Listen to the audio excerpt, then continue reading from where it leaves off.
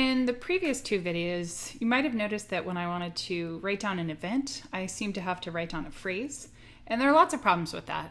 That can be a little bit tedious to have to keep writing, but also it's not kind of universally assumed how one might represent the same kind of phrase.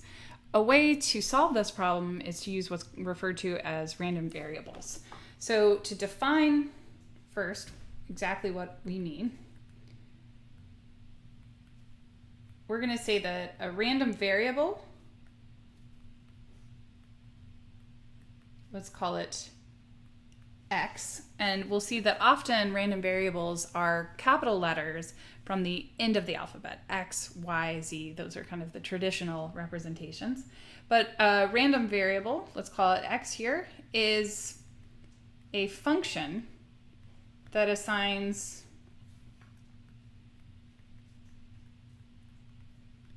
a real number to each element of the sample space.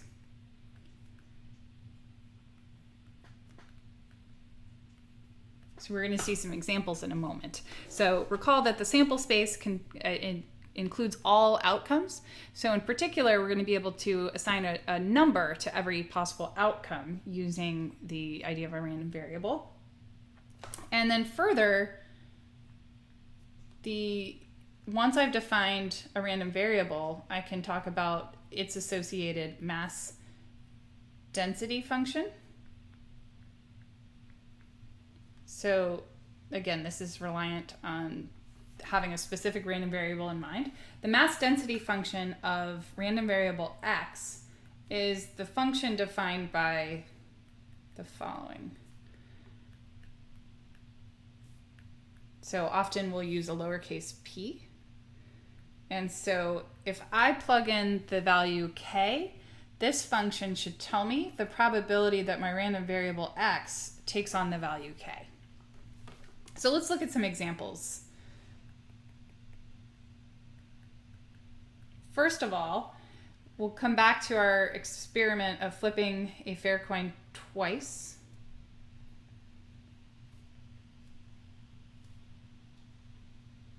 So we've talked about this. The sample space we said had 4 possible outcomes: HH, HT, TH, and TT.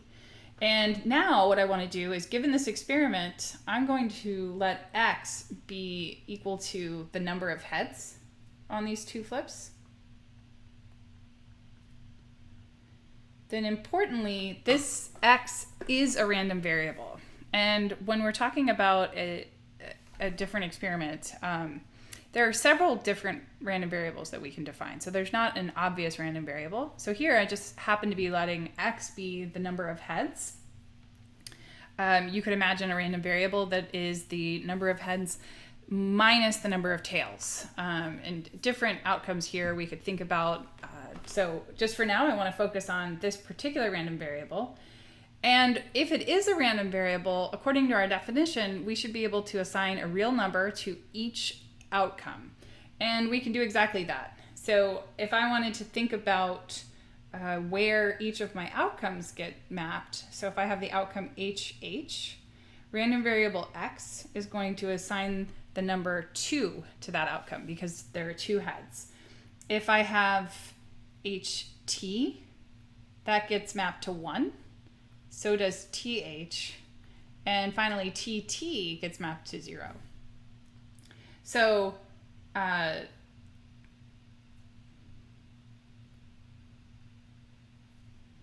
the range of this random variable X is 0, 1, and 2. That's what I established above. Those are the only possible values that this random variable can take on. It's always helpful to know the range because if I come back up to my definition of the mass density function, the range is telling me what the possible k values are that make sense for me to consider the random variable taking on. So what we're getting from this is that the domain of the mass density function is actually the range of the associated random variable. So here's the range. If I want to find the mass density function of this particular random variable x, then that's going to be defined by the following. So p of 0 I need to find p of 1, and I need to find p of 2. That is made simpler by thinking back to what these numbers correspond to in the outcome space. So p of 0 is saying what's the probability that the number of heads that I see after 2 flips is 0? Well, that has probability 1/4 of occurring. P of 1 is saying what is the probability that after 2 coin flips I see 1 heads? That's going to be 2 out of 4 because it could be heads tails or it could be tails heads. And then finally, P of 2 is saying what's the probability that after 2 coin flips I've seen 2 heads, and that has probability 1/4 of occurring. So again, just to be clear from our definition, what I'm equating these two when I write P of 0, P of 1, and so on are the probabilities associated to my random variable x.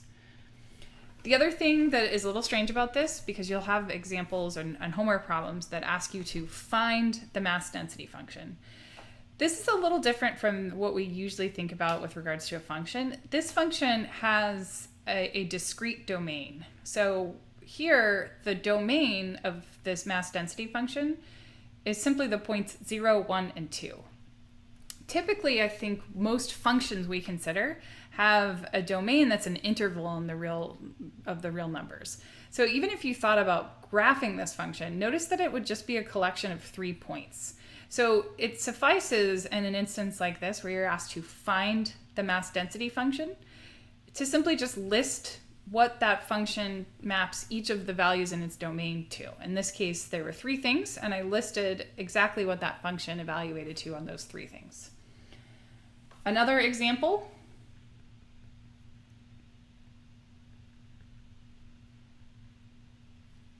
Let's now roll 2 6-sided dice. Again, unless otherwise stated, we'll assume they're fair. Let's let y equal the sum of these rolls. So then y is once again a random variable, and suppose what we want to do is find its mass density function.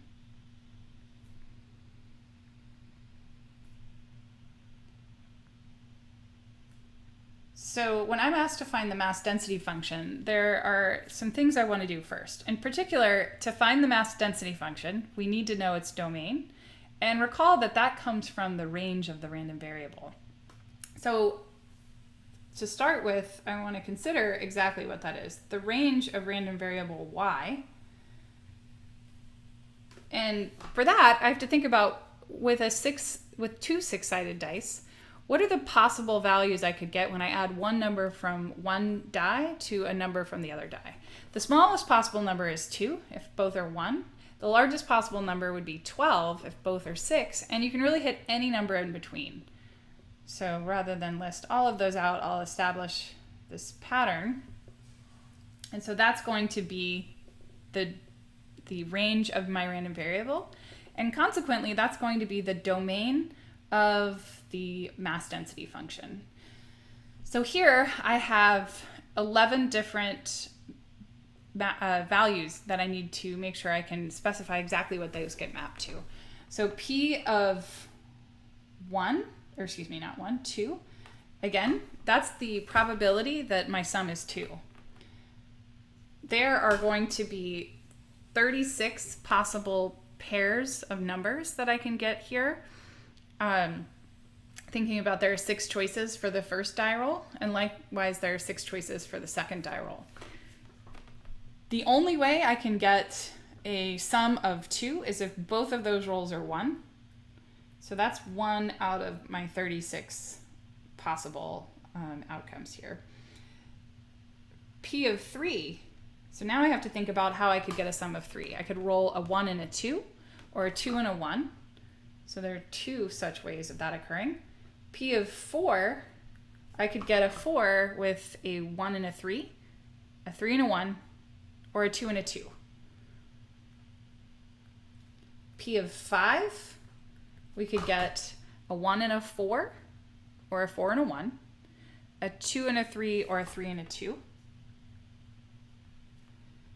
P of 6, we could now get that 1 5, 5 1, 2 4, 4 2, or 3 3.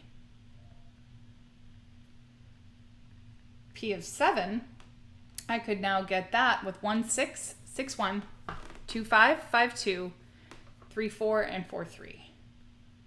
So we have this pattern where everything's increasing, but if I now move up to P of 8, we can think about, it's no longer possible that I could have, say, 1 and 7, right? A 7 is not possible. So now we're getting restrictions on the top end.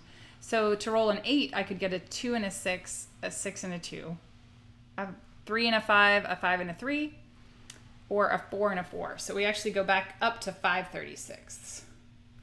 For having a 9, we could get a 3 and a 6, 6 and 3, 5 and 4, and 4 and 5.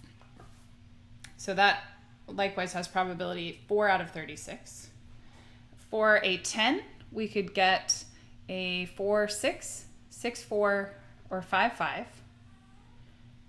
For an 11, we could get a 5 6 or a 6 5.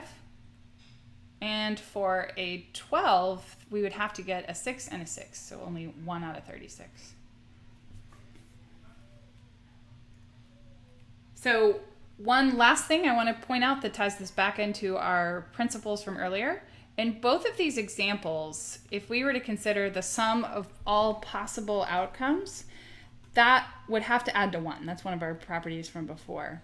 What that translates to with the mass density function is that if you sum all of the values of the mass density function, that should sum to 1. So in this example, I'll point out that if I were to sum k equals 0 to 2, p of k, which this then travels all possible values for this, you get a sum of 1. Likewise, if you were to add from 2 to 12 down here, p of k, that would equal 1. And so it's a good thing to keep in mind that that should equal 1, because we can check and often see if we made a mistake in computing the mass density function if it does not, in fact, sum to 1.